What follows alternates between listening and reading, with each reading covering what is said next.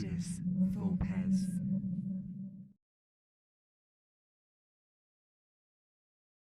Welcome to Ludus Vulpes. My name is Kirsty, and today I'm here with DevilFly Games. Hello, Kirsty. How are you? I'm very well, thank you. Yeah, all Here good. we are at Aircraft. Yes, yeah. Enjoying it? Very much so. Yeah. It's been nice and bustly and busy, so we've had a lot of people come by. But thank you very much for taking the time to drop by and see us. It's great to catch up. It's taken us 4 days Yes. to be able to get in to fit this interview in, so we really appreciate spending some time. Oh no, I appreciate you guys coming to see us again. It's really nice to catch up. So last time we met obviously was at the UK Games Expo. Yes. And there's been a lot of progress. Yes, there has. Yeah, exactly. So would you like to run through what that progress has been? Indeed. So, yeah, so since then, we've obviously met a lot of people. We've played many, many games of it, too many that I can actually count. Yeah, and the good news is I still like it, so that's always a positive to start with. But in playing those games, we've, finessed and tweaked things every so often. We've had a couple of suggestions and feedback, which we've, it's always good to hear and take things on board, because actually there's things that we've initially planned that people don't want to do, and actually give the people what they want. So, there's no point in fighting it. No. We've also been working in the background to finalise a lot of the artwork. So before, where we had some sketches, now we've got full colour artwork, and we've also got finalised graphic design, but it's not quite there yet for the printed version, but we're very close to having even reviewer copies ready to go and being ready to launch our Kickstarter as well. The biggest change obviously is to do with the name of the game. So we decided, we ran a little poll on our social medias as well once we did it, and we decided we wanted something, it was a bit more unique for it and really captured what we felt about the game and the setting as well, because by having hopefully a stronger starting off brand, we can maybe expand and see other locations, because right now we're based in Pairadice City, but who knows, there might be other ventures that could be undermined in the future. Oh, I feel there might be a hint at something there. Yeah, maybe. Bury the lead. It's about. Yeah, cool. So the artwork, I know that there's been lots of images released on the social media, and that's been fantastic to see. And getting the social community involved in a lot of the decisions. That's really nice that you've done that. So thank you. That's all right. From the community. I noted your involvement in the name poll as well, which you liked our Dizzy Rascal reference. I thought, that was a hard one to not go with, unfortunately. But as I said, give the people what they want. Exactly. So, would you be happy to run through an example round? Yeah, of course. So, would you like to come and join us?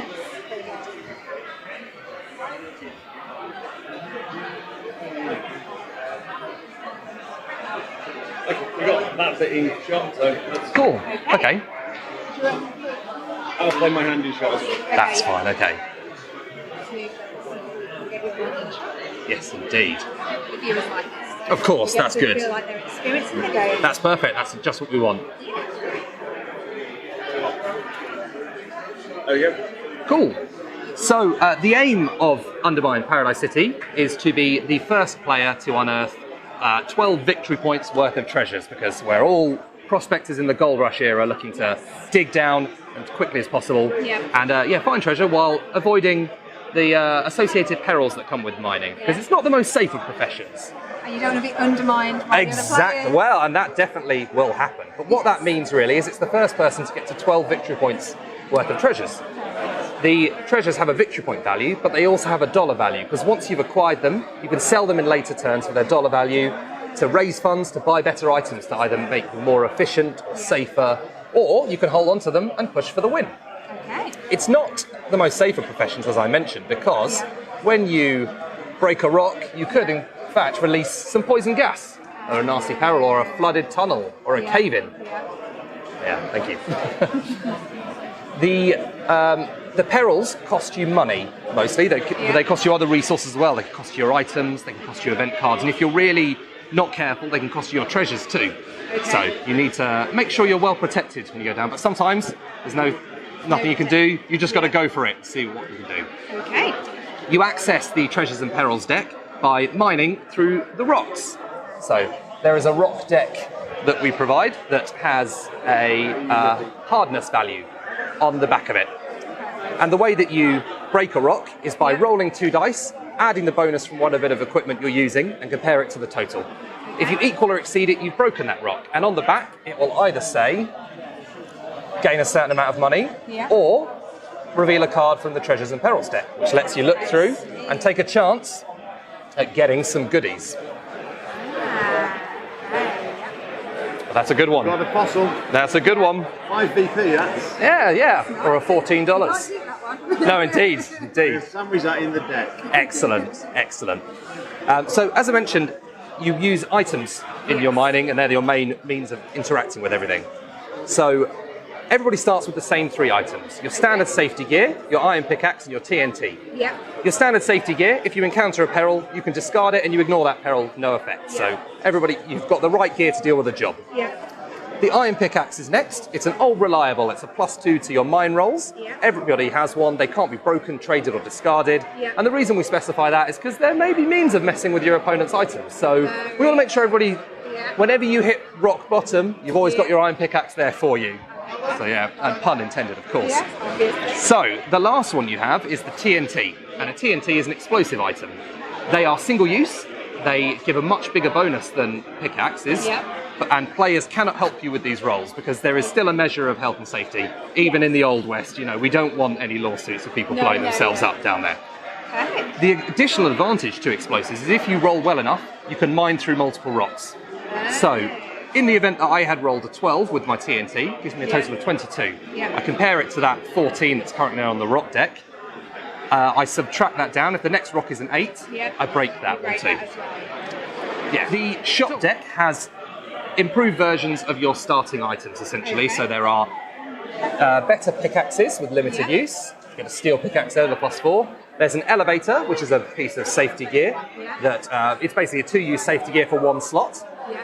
There's a large TNT, which is a bigger explosive. So it provides a much bigger boom, and they scale up even more. So the biggest is the cherry bomb for a +30, which is lots of fun. The canary is a bit of specialised safety gear there. You can see from his face he knows what he's in for, but he's willing to serve for the line of duty. The canary, if you encounter a poison gas peril, you can avoid the poison gas peril and keep the canary because that's what it's there for. And there's the same thing with a hard hat for a cave-in and a safety lamp for a dust explosion. And lastly, we have our old mascot, the pack mule. Oh, bless him. The pack mule increases your item capacity because you start with 4 and it increases it to 6. And it gives you a passive +1 bonus to mine rolls as well. So it's a useful little dude to have around. There are also mine carts in there too that improve your capacity a bit more, but yeah, it's just where we're at. And lastly, we have the event deck. As I mentioned, the event cards are fun little things. They can help you, can hinder your opponents. They can also help your opponents because, as we mentioned, you can help people when mining. And you can use these cards to broker deals with them. So, in the event that I was mining with my iron pickaxe, and that's a 14, I'm very unlikely to break it. So what I could do is ask my fellow miners to help me. And what that would mean is you would roll a single dice with no other bonuses and add it to my total. Okay.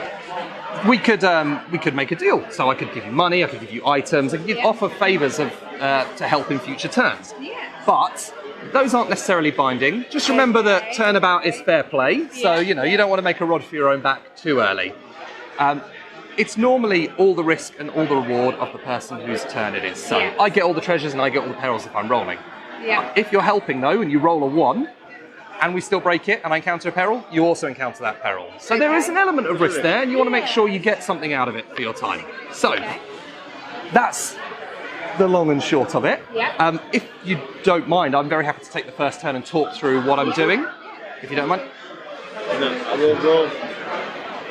I'll start. You can get this thing to behave itself. Aha. Hello. I'll play with my hand open as well, as a bit, which might be good. Cool.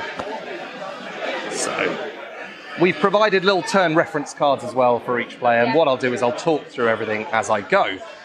So the first thing you do each turn is you get a few more resources in the respite step. So I get 2 additional dollars, and I draw another event card. At this time, I could choose to discard 2 event cards if I wanted to draw another one blind. You can do that once a turn. Just in case they're not working for me or I think I need to dig for a certain one. I've got that opportunity there. I'm happy with those though, so I'm not going to. The next step is the shopping step. First thing you do there is you can choose to sell as many treasures as you want. As we don't have any, I'm just going to skip over that bit and go to buying up to 1 item. So, you buy an item by paying the value in the bottom right for it. Yeah. In this case, I think I'm going to pay my $4 to buy a steel pickaxe. Okay. Which will sit in front of me, and it's replaced the top card there.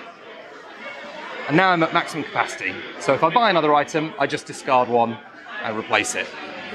So I'm going to use a little dice to mark my uses there with 3. Each time you use it, it ticks down by 1. When it reaches 0, it's discarded.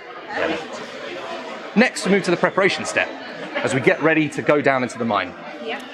What we do here is, the first thing I can do is choose to pay $2 to put the top rock on the bottom if I want to. So it gives you an opportunity. If the rock looks too hard, you know that you're going to break it. Yeah. I'm gonna, I have an option to sort it out. What levels does the rock go from and in between? Fine. Yeah, so it's 8 to 20 in steps of 2, Right. and the distribution is skewed towards the lower ends. There's more 8s, 10s and 12s and 18s and 20s. Okay. There we go. Feeling brave. Oh, very well. I've got my trusty TNT, so I'm going to attempt that. But what I'm going to do first, in fact, as well, is I'm going to play an event card as we go. I'm going to go, in the preparation step, I'm going to play the Minor Miners, the Muppet Man in a trench coat. So what they do is, if I would reveal a card, if I break a rock and it would let me reveal a card, I can reveal 2 from the Treasures and Perils and discard them without effect. So, they're good work experience there. That's what they're doing. So, the next step I do now is pick an item to mine. I'm going to pick my TNT, which means I then cannot ask for help because it's an explosive. So I skip that and move to my mining step. What I do now is I make my mine roll by taking my 2 dice, rolling. This is a lot of pressure now. We've done it. So we've got 19. So I will break this one, but I won't break any others because the lowest rock is 8. So I've broken that. And I get to reveal a card from the Treasures and Perils deck. Luckily now, my Minor Miners triggers, and I get to reveal 2. So time for the big reveal. And that's worked out very nicely because we've got a peril and a gem. So what I'll do is I'll get rid of my blackout and I'll keep the gem and add it to my victory area. My TNT is gone.